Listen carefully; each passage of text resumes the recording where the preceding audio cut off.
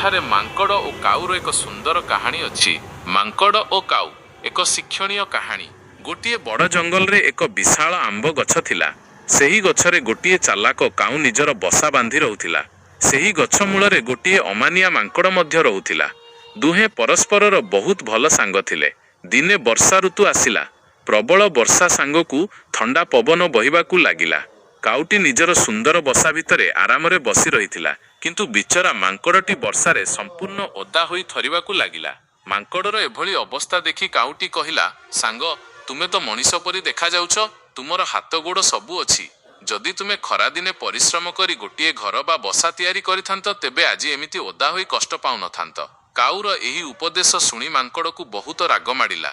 ସେ ଭାବିଲା, ଏହି କାଉଟି ନିଜେ ଆରାମରେ ଅଛି ବୋଲି ମୋତେ ଜ୍ଞାନ ଦେଉଛି।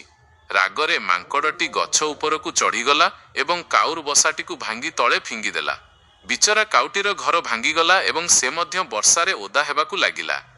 ଶିକ୍ଷା: ମୂର୍ଖକୁ କେବେ ବି ଉପଦେଶ ଦେବା ଉଚିତ ନୁହେଁ, କାରଣ ସେ ହିତ କଥାକୁ ମଧ୍ୟ ଅହିତ ବୋଲି ଭାବିଥାଏ।